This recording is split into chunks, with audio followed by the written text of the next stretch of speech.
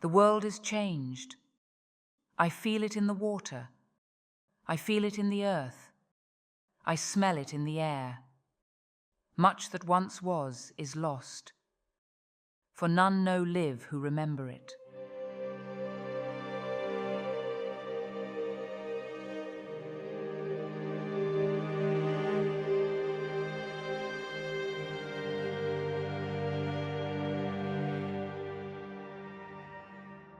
After the time of creation and the shaping of Arda, the Valar filled the world with natural wonders of great beauty and harmony.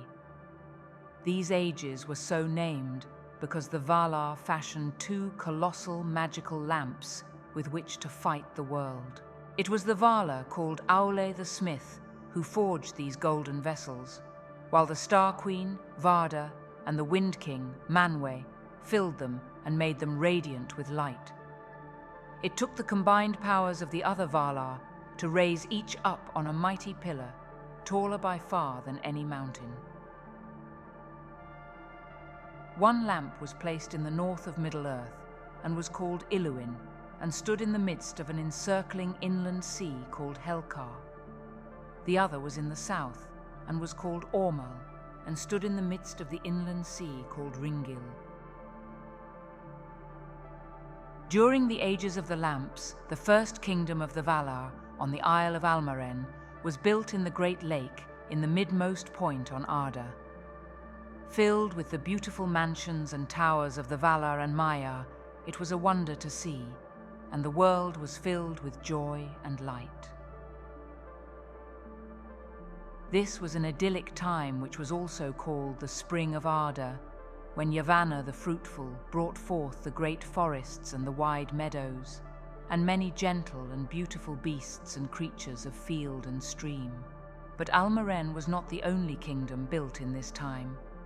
Far to the north, the evil Maiar spirits once again gathered, and Melkor again entered Arda.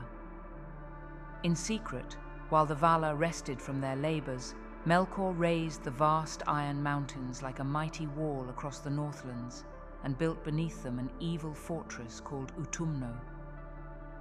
From that refuge he began to corrupt the work of the Valar, and poisons seeped into the waters and forests. Yavanna's beautiful creatures were twisted and tortured, so they became monstrous and filled with a desire for blood. At last, when he thought he had grown strong enough, Melkor came forth openly with his evil host and made war on the Valar.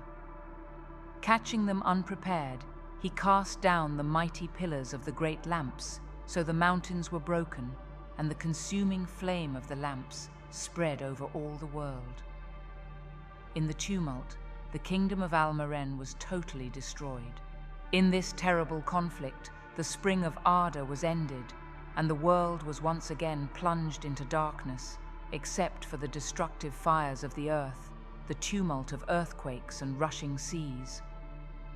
These mighty upheavals required all the strength of the Valerian hosts to quell, lest the world itself be entirely destroyed.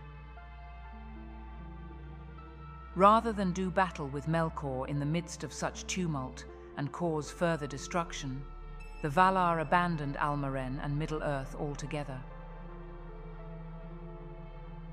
They went into the furthermost west, to the great continent of Aman, which later was called the Undying Lands. So the ages of the lamps ended with the Valar making a new kingdom in the west, while all the wrecked lands of Middle-earth were left in thrall to the evil power of Melkor.